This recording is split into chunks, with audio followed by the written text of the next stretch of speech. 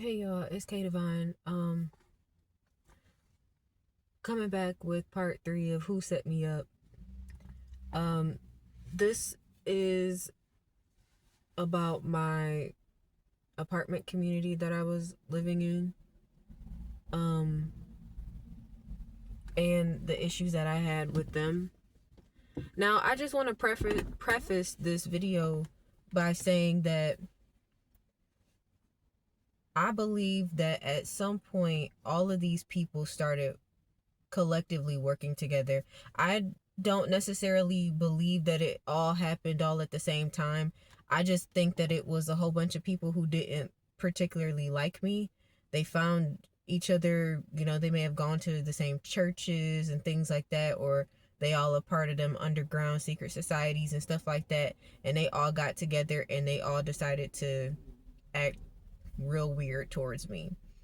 Um, this starts in 2022. I moved to a 2-bedroom townhouse in the Meadows. It's in Ypsilanti, Michigan, off of Michigan Avenue. This is a Benchmark property. If anyone's familiar with the corporation Benchmark, they own different apartment communities. Um, so I got this apartment townhouse just a few months after I stepped down from my manager position. So I was making less money, but at the time I still could afford the rent. Um it was like close to like 1,300 or something like that, and I didn't mind because I wanted more space. I wanted an upstairs. Like I felt like I was like a big girl having a big girl apartment. I think I signed my lease in July of 2022, but I didn't really move into the apartment until like August. Um because I always give myself time in between my apartments if I can, if I have enough money to do so. I usually save up enough to slowly move to the next one. Um which that didn't really happen with this one, with that situation, but it's not really important. So I never met with the landlord prior to me signing anything. We did everything over the phone. Um, I didn't tour the apartment or anything, and it was mainly because like I could guess, like I figured like the size of it and everything. I didn't really need to see it. so um so yeah, I signed everything online, and then I went and picked up my keys. Now, I didn't really think about it at the time, but I like looking back at it, the landlord, Mary Lou, I don't remember her last name right now. Um, she seemed a little off put by me. Now, I've been told all my life, you sound white. I don't know what that means. Um, so maybe, you know, my government name is Kayla Davis. Kayla Christine Jacqueline Davis. And the only reason I'm saying that on my YouTube channel is because it's literally all over my Facebook page. So it's not like it's unknown or anything. But like on paper, someone may not know that I'm black without seeing me, or, whatever. And I have a professional voice, I guess I do, when it was something my mom taught me how to do. And so maybe she may have thought I was white. I'm not really sure, but I could tell that she was surprised by me. Um, like she was surprised when she saw me. She's like, "Oh, I wasn't, I wasn't expected that." Um, so initially when I moved in, I didn't really have any issues. Um, the apartment wasn't like they wasn't done doing certain things in there when it's time for me to get my keys, but it wasn't a big deal because I hadn't started moving anything in there yet, so I wasn't tripping about it. I was like, oh, y'all can finish that. It was like a little like stuff in the kitchen that needed to get done.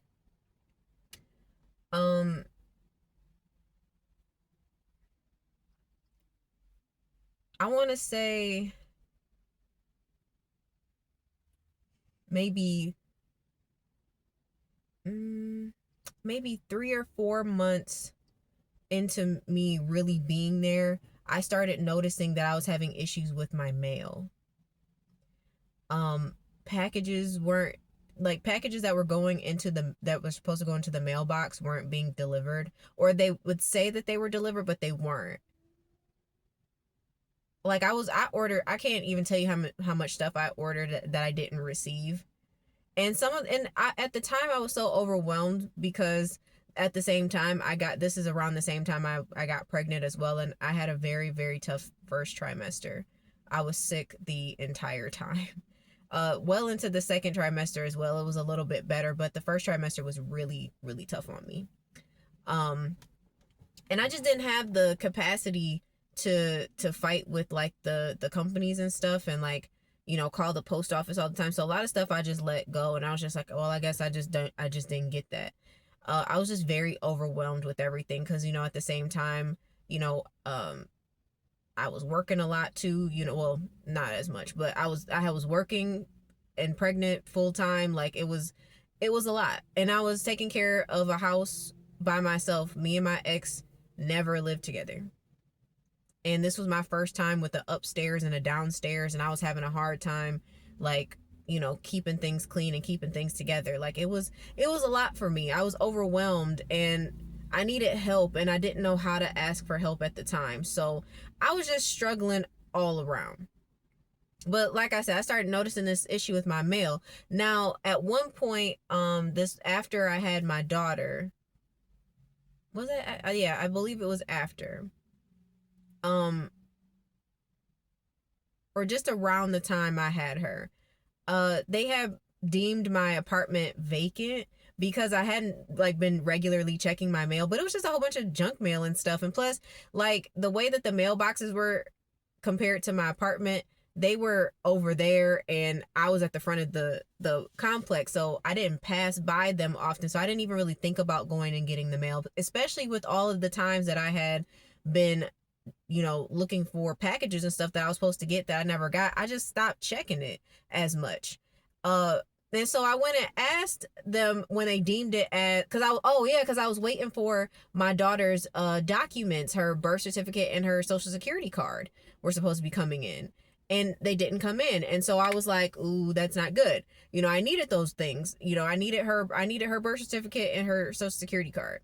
And um Lord have mercy.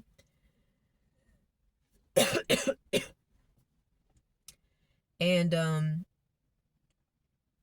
when I saw that, I asked the office, I asked Mary Lou, I asked her, like, why are they deeming this as vacant? Like, why am I, what's going on with this? And she was like, oh, that has nothing to do with me. I'm not sure. You'll have to ask the post office. Like, that's a governmental thing, which is a lie. So when I went to the post office and I asked them about my mail, they were really nasty and rude to me. They were like, well, you weren't checking your mail and all this other stuff. And I was just like, okay. I was like, well, okay. If I check it regularly now, how do I get my mail back to my apartment going forward? That's all I'm asking. Like, these people were giving me the runaround.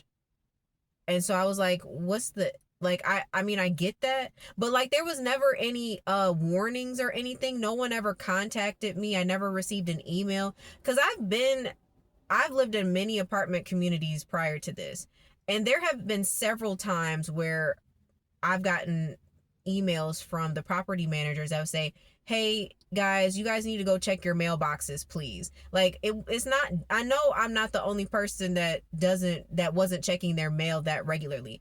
And like I said, I was overwhelmed. I have ADHD, and sometimes I don't be thinking about that stuff, or I would want to go do it, but then I end up getting distracted doing something else. And this was prior to me really understanding my ADHD. This is prior to my autism diagnosis and really understanding myself and getting into a better balance. So I was just really out of whack, honestly. I needed a lot of assistance, and it was just something that I didn't have, and I was trying to do so much on my own, and it just was not working out for me.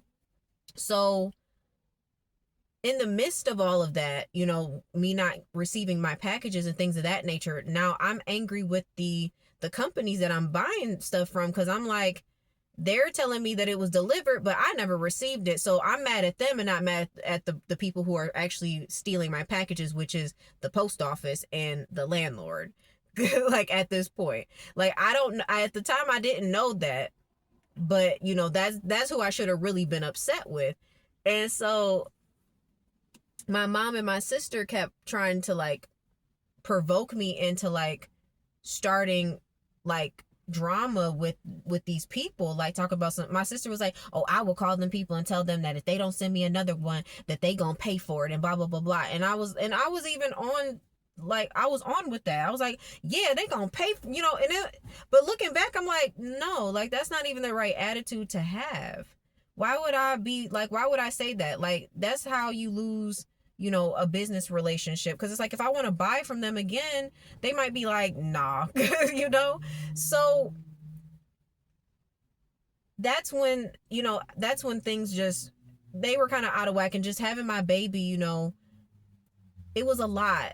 And then coming into 2024, I realized, after struggling, because I had to start paying for childcare because I had to go back to the office 4 days a week. Um so I had to, you know, put my daughter in childcare full time, and I didn't want to do that, but I didn't have a choice. So I had, on top of trying to pay for childcare, her father wasn't paying his fair share of it.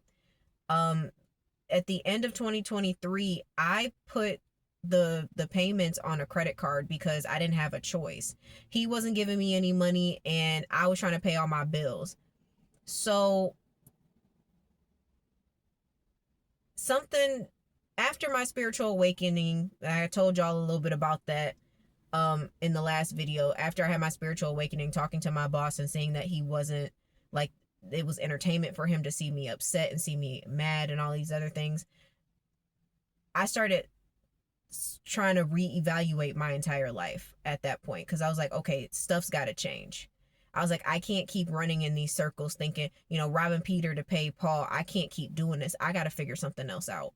So that's when I decided, you know what, I'm going to have to downsize, because the money already started being really weird at this point. Like, it just was like, it just felt like I couldn't, it wasn't the same. It wasn't flowing in like it used to. And I'm not really sure. It didn't necessarily feel like it was because of more bills. It just felt like it was just an overwhelm of BS. And plus, I felt like I was being stolen from, and I'm pretty sure I was. But nonetheless, I knew that I needed to make some changes. So I contacted the leasing office. I talked to Mary Lou and I asked her if there was any possible way that I could downsize to a 1-bedroom apartment. She said yes. She gave me the paperwork. I signed it. Now, I signed some paperwork and I sent it back to her. And then she emailed me like a week or so prior to my new move-in date. And she was like, all right, did you still want to do that? I didn't get the paperwork. And I was like, I could have sworn I signed that paperwork. So I signed the paperwork and I gave it back to her. Um, so the day I got my keys, it was a snowstorm and I was working from home. I dropped my daughter off at daycare and I came back home and worked. I took my break. It took me, now the leasing office from the apartment is literally only like 3 minutes up the street. It literally took me like 20 minutes to get there and back. It was so, because it was a snowstorm. The snow was so terrible that day. Took my whole entire break pretty much. So I'm trying to pack up stuff and move stuff over to the new apartment. That same night, my sister was coming down to grab one of my TVs, because I had 3 televisions at the time. I had a 65 inch, a 55 inch, and a 50 inch. The 65 was in my living room, the 55 was in my room, and the 50 was in my office. So I didn't need the 50 anymore because I only needed a living room TV and well, I was trying to keep a bedroom TV, but I never even put it up and ended up getting broken. But that's a different story. But so my sister came and we ended up going to dinner and all this other stuff that night. And that's when I realized like the vibes between like her boyfriend at the time, I don't know if they still together, and my now ex, just everything just felt weird. I just was, when you just could feel negative energy off of people, like that's how I felt. Like I just felt so out of place and I just felt so weird. And I was just like, something's wrong here. I could really tell that like them people really don't like me. But I was just so overwhelmed because like, again, I was going through a spiritual awakening. And if you've ever gone through a spiritual awakening, it's a really weird process, especially like your first one, when you really start to wake up to how people truly feel about you. Sometimes you try to not to feel it, but that's just what it is. That's just what's happening. So that night, my after dinner, and my sister came back to my house and took some stuff, took the television and everything, and she left. I packed up my car and I was trying to take some stuff over to the apartment. My keys didn't work. I was so upset because, my ex didn't help me move at all. I hired a moving company with money I didn't have. I put it on a credit card because it needed to happen. Like I had to move. I had no choice. I could not afford to keep living there. And I know that like the rent was only like a $200 difference, but that $200 did make a difference for me in how I was able to pay my bills. Cause I had to make some other changes as well. At the time I had a phone with T-Mobile and my bill was like $100 and something every month. And that's only my line. I only had one line. I think I may have had my Apple Watch on there at some point, but I feel like I took it off. But it was over $100 a month for like one call line. So I had switched over to Visible, which was like $25 a month, which was significantly better. So I was just making changes to try to help, make ends meet the best that I could, because I couldn't get a second job. I just did not have the capacity to do so. I wanted to, but it just, being a full-time mom and working full-time already, getting a part-time job, just, it would have sent me over the edge. And I was in school still at the time. So I was trying to finish my degree because I was like, if I can finish this degree, I can get a better job, So my keys don't work the day I get the keys. And at this point, it's 11 o'clock at night. The office closed 6 hours prior to this, and I didn't have the opportunity to go and tell them that they didn't work. So I called the after hours maintenance, and the guy is all the way in a different city. And I told him like, I was like, well, this is my move-in day, and I had to come late because I had to work, and and my keys don't work. And he was like, I've never had that happen before, ever. And he was like, well, it's going to take me like 40 minutes to get there. And I felt bad because I was like, I have a place to sleep. I have a place to sleep. I was like, it's not like if I don't get into this apartment today, I'm going to be outside or something like that. I was like, it's okay. I said, I don't want you coming all the way out here.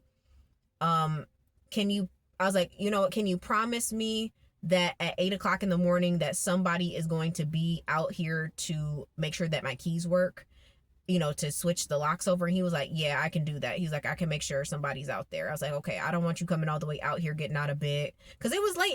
It was 11:30 midnight at this point. And I was like, that man gonna have to get out of his bed. He gonna have to come all the way out here. He gonna have to drive 40 minutes just to unlock this door, and then drive 40 minutes back to get back in bed for for a couple hours, and he had to get right back up. So I was like, I'm not gonna do that to him. So I did the best that I could to pack up what I could at the time. I had to throw a lot of stuff away, and there was still way too much stuff in that apartment at the time. But I did everything that I could because the movers were coming the next morning. So I kept my car packed up as much as I could. I packed up what I could for the movers, and I went to sleep for a couple of hours. And I got up the next morning, packed up some more stuff, met the maintenance guys at my door at 8 o'clock in the morning. And the maintenance guy, John, he he was the main culprit of all the drama that was happening throughout the time that I was in that apartment, up until December of last year when he disappeared.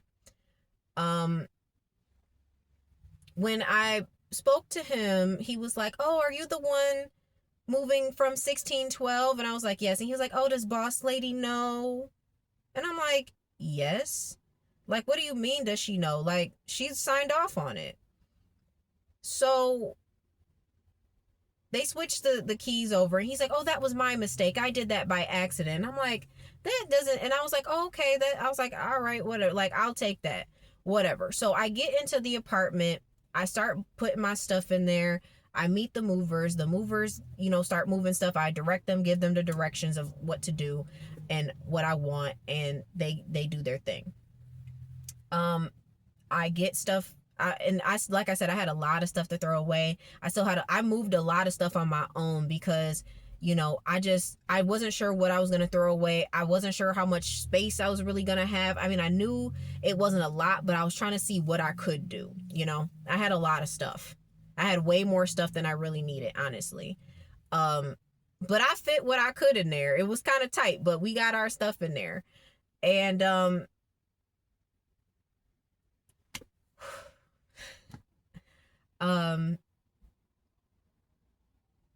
after that, like the next day, Mary Lou came to my door with this smile, this like narcissistic smile on her face. And she was like, "How is everything?" Now, I've moved many times in my life into many apartments, and she's the first landlord I've ever had that felt the need to make a personal visit to me. And I just thought that that was weird. Now, I'll say this. In the 2-bedroom townhouse, the washer and dryer that I had was like a nice like LG washer and dryer. In this apartment, it was like a old, both the washer and dryer were like old, like there was like tape on it and stuff like that. And when I saw them, I was like, interesting. And I was like, noted.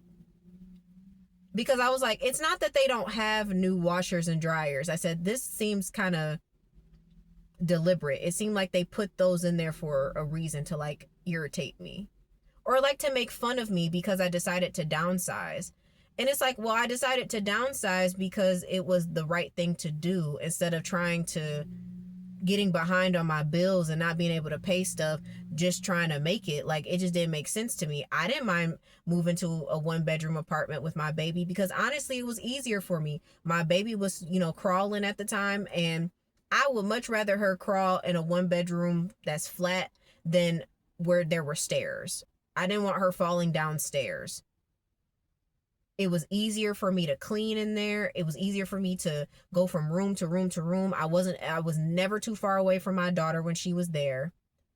When we lived in the townhouse, there was like, when I was packing stuff up one day, I was downstairs. She was sleeping, and it was late, and I was listening to music, and somehow she had gotten on the floor, and she was trying to get back up on the bed, and I luckily my mom instincts like came up, and I ran upstairs to go get her. But it's like stuff like that, like if she was to fall off the bed or to get down somehow, I'm right there. I can hear her. I don't have to run too far or nothing. It was easier that way. I didn't mind having a smaller space. The only thing I didn't like was how small the kitchen was, because it's like, I like to cook, so it's like I like to have space. It was just really tight in there. But Mary Lou comes to my door with this sinister smile or whatever, asking me how everything was. And I said, it hasn't been a great experience. Oh yeah, because I was trying to get my internet set up, and they kept saying that they had to go into the crawl space to do something, that one of the lines was cut and all this other stuff. Like, it was really weird. that whole experience was very weird. And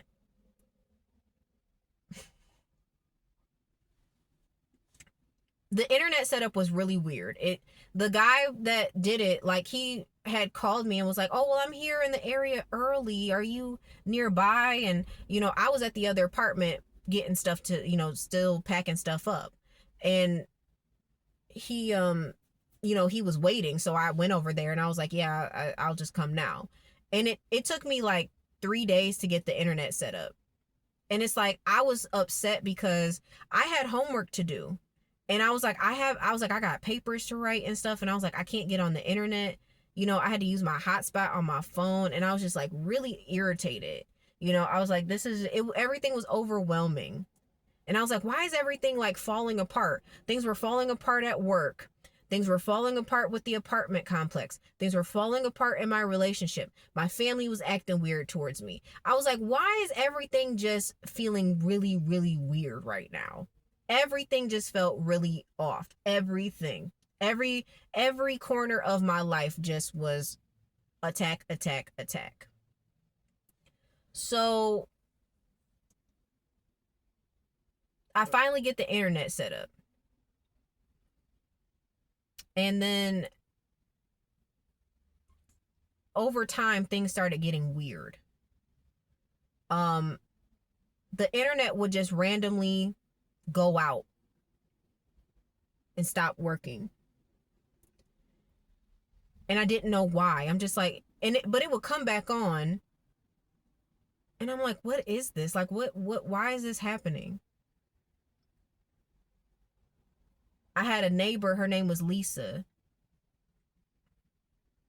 And I'm not gonna lie, I accidentally bumped her car while I was moving my stuff in because I was so tired and distraught. Now, I don't really remember it. I know I bumped her car, but I didn't damage anything. So I didn't think nothing of it and I just kept it moving. Now, somebody told her that I bumped her car.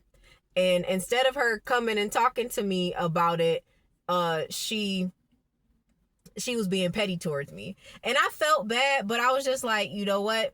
I'm just gonna go over here. And I was probably wrong for not telling her, and I'll be honest about that. But again, like, I was just, everything was happening all at once and I was just very, very overwhelmed.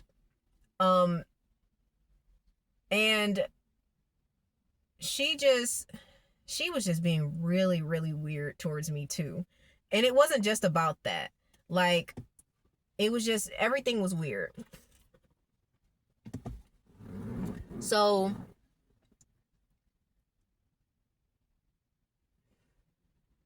there's just so many moving parts to this.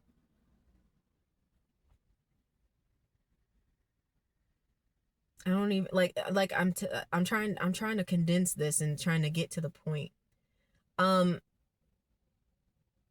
So her and the maintenance guys just both being weird towards me. She would be waiting like outside for me when I would come home and stuff like that, or she'd be sitting outside like trying to talk to me, or like so there was one day that I was coming home with Mila, and I had just picked her up from daycare, and I was tired. I was just, I was tired, and she was like, she was like, "Are you okay?" This is at the same time when I started realizing like the internet and stuff started acting funny. And I was like, yeah, just tired. And she was like, "Oh, you say that like you don't mean it." And that was off-putting to me because I was just like, what is that supposed to mean? Like, I just said that I'm tired because I was like, I'm a full-time worker. I'm a mom. Like, I got a lot of stuff going on. Like, what do you mean? So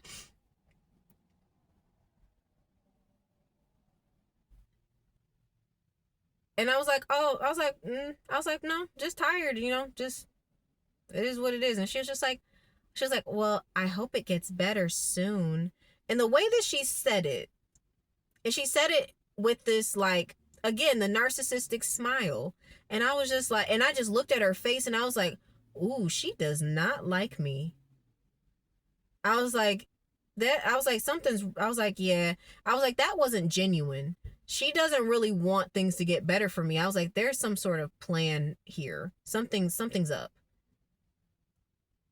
So the maintenance guys, I started noticing were hanging out by like my where my apartment was. Their maintenance shack is like right there. They're the garage or whatever. Now I started noticing when I would come home, like they were, it's like they were waiting in a way to see, like some sort of like see me, like at a reaction or something. I started noticing small stuff, like I would come home and my laundry door would be closed. And it's like I didn't close that door because Tori's litter box and her food was in that room. So I would never close that door.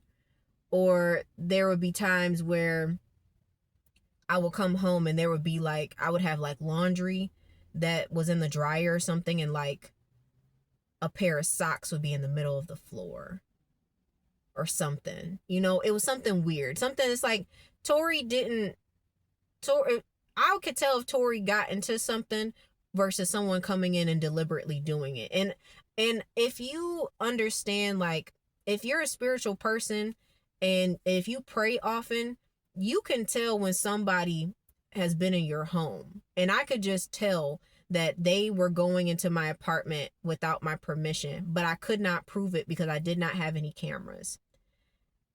And then, you know, like I kept having the issues with the internet. Um and I noticed it happening more on Wednesdays when I was, you know, my days off. And I just was getting frustrated with it because I was like, what? I thought it was the modem. I was like, what's wrong with this thing? So, and then, you know, so I just had to deal with it. So moving forward, getting into the summertime, like going into the spring into summer of last year, um, it was easy to tell that these people really didn't like me or whatever. Oh, I'm sorry. Before I get into that, I'm sorry, y'all. This shit is just so crazy. Before I get into the summertime, I forgot to mention about the washer and dryer situation. So, like I said, I noted it. I clocked it when it happened. When I saw that when I first moved into that apartment. 2 weeks after I moved into that apartment, um, Mary Lou called me and she was like, we haven't heard from you. Is everything okay? And I'm like, you haven't heard from me. I'm like, I've already been here like for 2 years at this point. What would I need to call you for if there wasn't a reason why you wanted me to call you? And I was just like, nope, everything's fine. And for me, the reason why I didn't trip about the washer and dryer is because it worked. They both worked. And honestly, I was like, listen, having clean clothes and I don't have to take this stuff to the laundromat is way better. And I was like, I'm not about to trip about people being petty towards me. I'm just gonna let this be because again, the washer and dryer works. They work just fine. So my clothes are clean. I could do a load of laundry before I leave to go to work and it'll be good before, you know, be good when I get home. So I'm not tripping about anything, you know? And it's like they wanted me to be upset about that stuff. And I wasn't. And so that's why they kept doing all that weird stuff. Like I said, coming in my apartment when I wasn't there and just doing little stuff to try to make me feel like I was crazy. So getting into the summertime or whatever, um, I will always park next to Lisa for the most part because that she parked in the corner and I would park next to her because that's just where it was easier to get to the door that way. Well, I was coming home from work one day and my daughter was with her father. And something in me told me, park away from her. Like as soon as I pulled up, I got this gut feeling. It was like, and all I heard was be separate, come out from amongst them. So that's what I did. So instead of parking next to Lisa, I parked across from her, by the trees that were dividing that parking lot to the next parking lot over to the next building. And I didn't say nothing to nobody or anything. That's just what I chose to do. And it, so it was, I didn't make a big deal about it. I didn't say anything to anybody. That was just a decision that I made. And then that same day, excuse me, I see Lisa come out of her apartment, and I see her go to the corner where her car is, and I just see her looking at my car, trying to figure it out. And I want to say about 2 days later, I kept doing it. 2 days later, she comes and knocks on my door, and she's like, hey, she's like, why are you parked over there? And I was like, because I like the tree. I have an all black car, so it's like, I was like, it's shadier. That's just what I went with. I was like, I just like the tree. That's all. And she was like, oh, she was like, are you sure? She's like, did I do something to offend you? And I was like, no. Now, this is something that narcissists will do when they feel like you're onto them. When they're not sure, this is when they start telling on themselves. Okay? And that's basically what she was doing. Because, again, I didn't make a fuss about it. Who cares about where I park? Who cares? What difference does it make? I wanted to park under the tree. That was just a decision that I made. I don't have to park next to you. I didn't go around to anybody and just say, oh, these people are crazy and they're harassing me. I didn't say anything. I just moved my car. I just decided to start parking under the tree. And she asked me. And I was like, there's no reason. I was like, there's no real reason. It's just, I was like, that's just where I wanted to park. And she's like, oh, what? She's like, well, I hope I didn't do anything to offend you or anything. Are you sure I didn't do anything? Because she was at this point doing sly little comments and stuff, and I just was over it. So I was just like, okay, I'm not playing these games with these people. So I just started leaving them alone. Started minding my business, going into my apartment, and just, again, minding my business. So a few weeks after this happens, Lisa comes to my door and she tells me that she's going on vacation. And she was like, can you just watch the house for me and make sure that, nobody does anything weird or anything like that? And I was like, sure. No problem. I was like, sure, I'll watch out and make sure that nothing weird happens. But I was like, who's coming to steal anything from you over here or whatever? And she did have a friend that came by and got her mail and stuff. Now, I noticed one of the days that there was a note on her door, but I didn't think nothing of it. They put notes on people's doors all the time, so it wasn't a big deal to me. So Lisa comes back about a week or so later, and then I get another knock on my door. And she was just like, I got a letter from the leasing office giving me 30 days to quit. Now, this was in June. Yeah, this was in June of last year. A 30 days to quit notice saying for harassment of a neighbor. She was like, did you tell Mary Lou that I was harassing you? And I was like, no, because I didn't. Again, I was minding my business. I did not care. And I was like, and she was like, are you sure you didn't say anything? Because she's like, I don't bother anybody and blah, blah, blah, blah. Which, well, I don't really know if that's true or not, because I saw her talking to a lot of different neighbors before because she had a dog and they all would talk and stuff like that. So I'm like, I don't know if she harassed somebody or what. I don't know. This ain't got nothing to do with me. And so I was like, I didn't do that. And so I was like, you should go talk to her about it and fight. If you think that you didn't do nothing wrong, I would fight that. I was like, I wouldn't have nobody trying to, I was like, because that goes on your record. And she was just like, and then she was like pleading with me. Like I said, like I did it. And I was like, she was like, I don't really have any money. I just spent my money going on vacation. Like, I don't have money to move like that and blah, blah, and all this other stuff. And I'm like, I didn't do anything. I was like, well, I didn't say anything. That wasn't me. And I don't know, I guess Mary Lou wanted her to believe that I had said something about her. Because again, this was after I moved my car. But I didn't.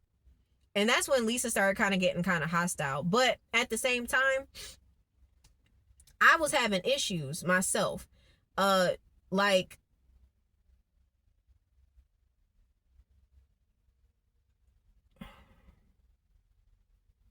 I had my DTE shut off because I was behind on my bill. I was trying to pay for childcare. I was trying to pay rent. I was trying to pay for all this stuff, and I got lost in all my bills. Excuse me. And it was shut off for about 2.5 weeks. And I ended up going and staying with my ex at the time. And when I would come back, like, Lisa wanted to have like a confrontation with me. Like, she wanted to laugh at me because I was going through it. And so I just kept ignoring her and whatever. And at the time I was like, isn't she supposed to be moving out? You know, like, isn't she supposed to be moving out? So, like, you know, I was already having financial issues as it was. Like, the whole all of last year was just really me trying to get away from using credit cards and, like I said, robbing Peter to pay Paul. And it's like, it felt like everybody knew that I was struggling and it was funny to them. So, like I said, Lisa was being weird, but finally towards the end of July, she actually moved, and the apartment next to me was vacant for about 30 days.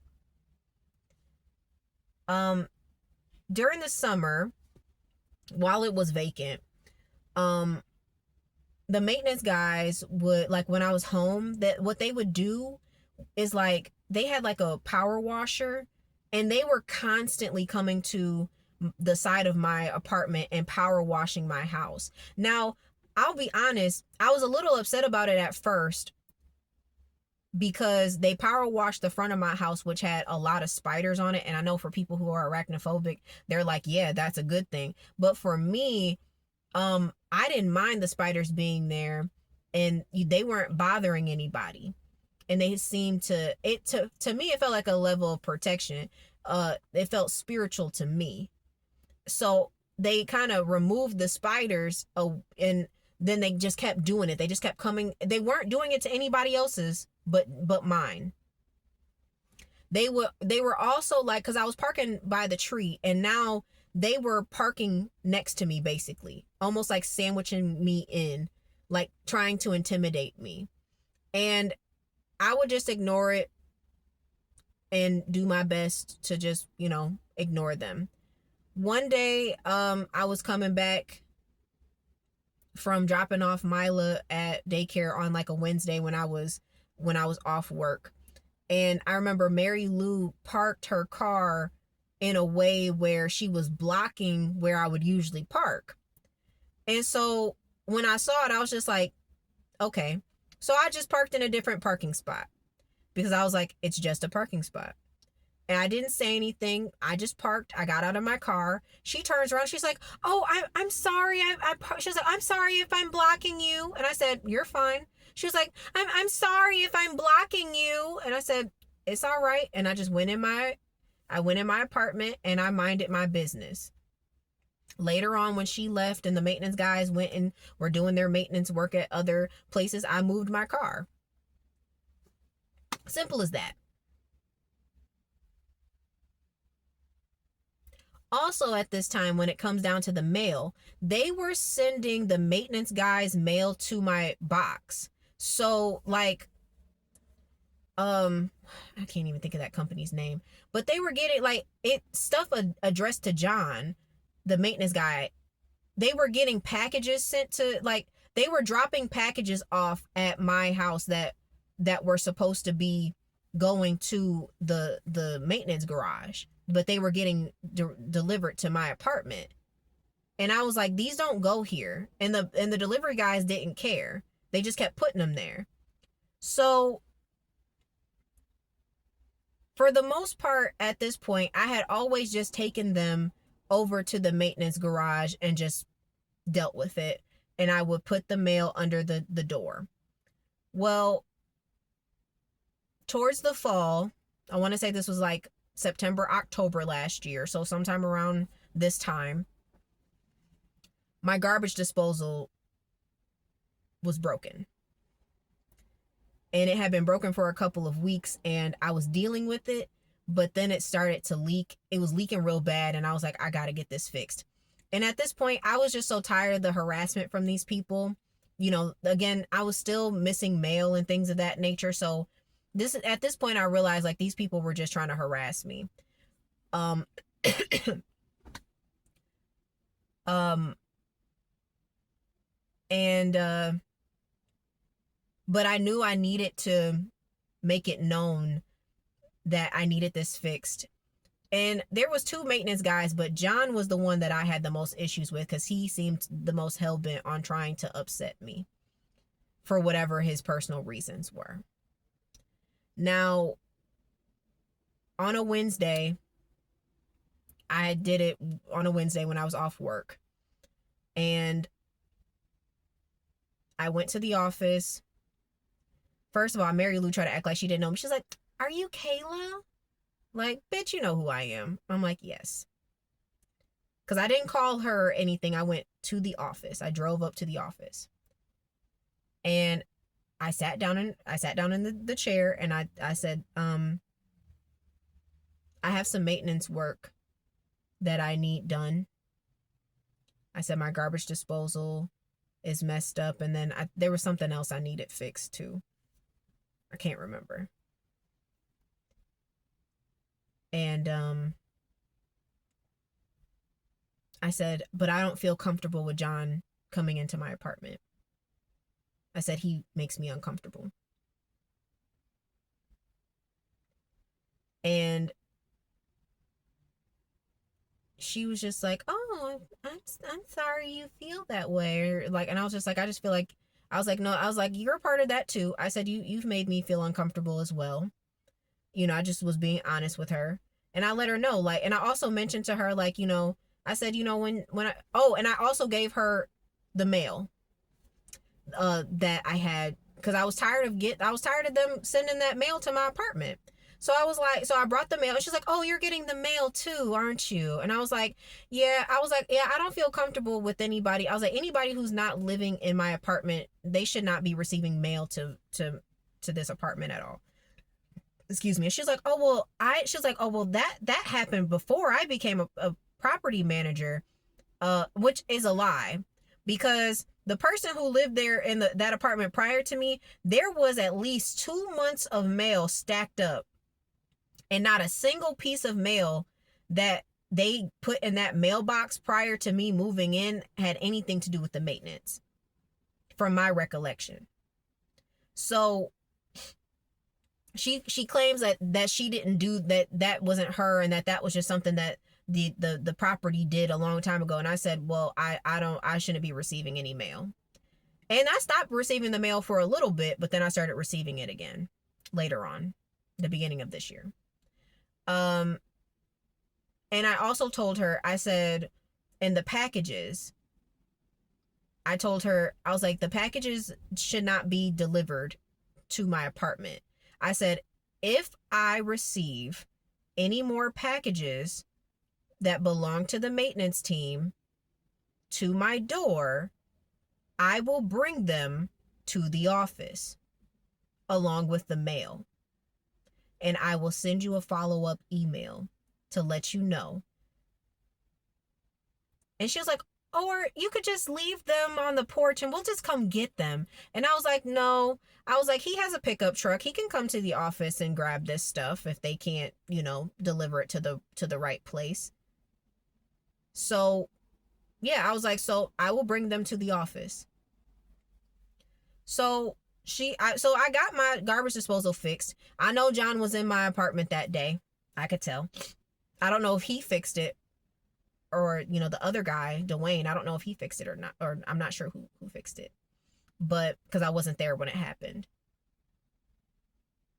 But I asked her that if John needed to come into my apartment, that I'd be notified that he had to come.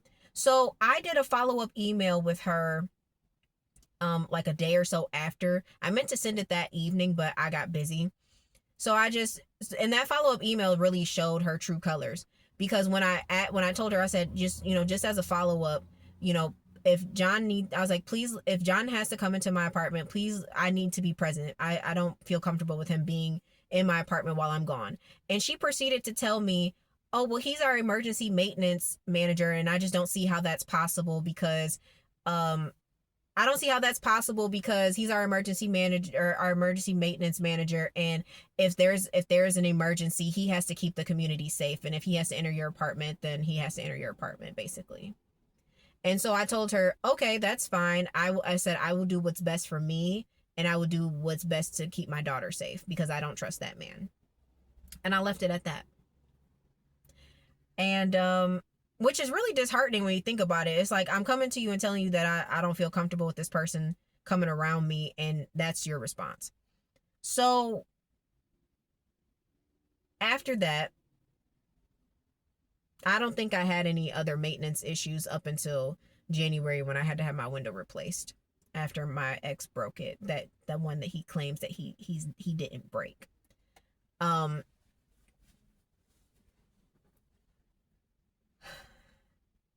This is when this is when I realized, now I don't know how these people did it, but they wired my internet to something where they could control it, where they could turn it on and off. Because it started happening periodically where people would pull up, people who didn't live over there, because I knew all the cars that of the people who lived over there. People would pull up and then my internet would start acting funny. And I started watching it happen in real time. So these people did something to the internet. They did something to my internet connection to where they could control it. And the guy that lived, there was a guy, a young black man who went to U of M, I believe, that lived next to me, but he was only there for a few months. He broke his lease. I don't know what happened over there. I have no idea what happened. He left abruptly one day, and probably because he was fed up with the bullshit, and I don't blame him. And I wish I could have left too, but I didn't have the funds to do so. Because again, I was still having issues at my job. My money was not moneying the way I needed to. I was paying bills the best that I could. I was paying $350 every 2 weeks to daycare. I had to split up my rent payments. I started splitting up my rent payments because that time when my DTE went out, I also got behind on my rent because I had to pay the DTE to get it back on. And she ended up sending me for eviction because of that, which I understood. Okay. I understood that because I was behind in the rent. So when I went to court for that, the lawyer gave me until the end of the month to pay it. And I did. I paid it. I had to go without for a couple of weeks, but I made it work. Okay. I still had gas in my car and I ate every day. Me and my baby ate every single day. We got to where we needed to go. It was tight, but I made it work. Now, after that, what I had to do was start splitting up my rent payments. So what I would do is I would pay $500 from my first paycheck, and then whatever the remaining balance was is what I would pay after. Now, I already knew I was going to have to pay a late fee because that's just how that works. But what she started doing was, because I didn't pay it all, she started sending me for eviction more. So she would tag on the late fee, and then she would tag on the lawyer fees. So the late fee was already $75, and then it was like $125, $112. I remember it was $100 and something for the lawyer fees as well. So I was paying more because I was struggling to keep up with all the bills. I couldn't pay it all at once because I had other things I needed to pay for, but it did get paid.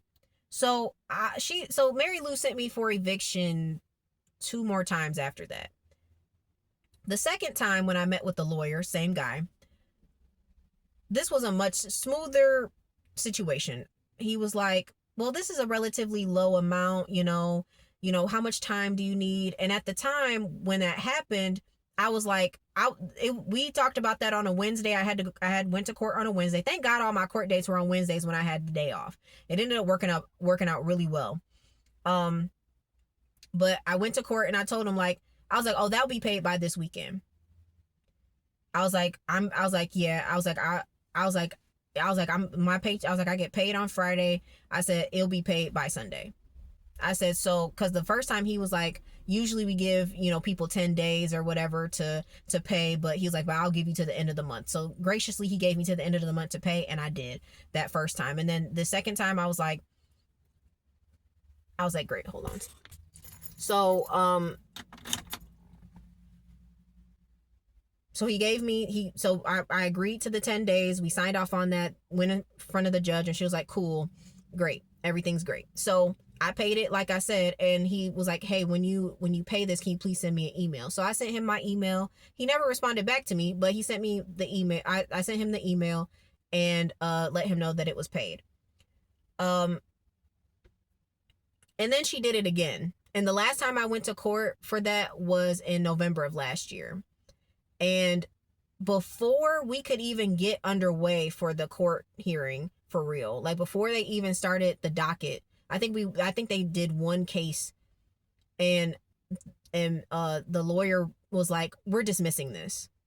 Like he dismissed it because, again, it was the same situation. It wasn't that I wasn't paying it, it's just I had to split my payments up.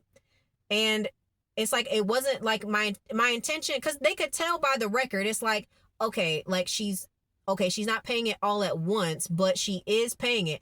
I did make a point, like I never went the weekend without getting it paid. That was like, usually when I got paid, when I got home on Fridays, that was usually one of the first things I did, was pay the rest of it. Because it's like, okay, we have our housing, hold on. So yes, I was paying it. So it's just, I had to split up the payments in order to make it work. And that's just what I did. It worked for me at the time. So that was clear harassment at that point, because it was like, the late fee I understood, but sending me in for eviction when it was clear that I was paying it was ridiculous. It was like, my intention is to pay. I'm not trying to evade it.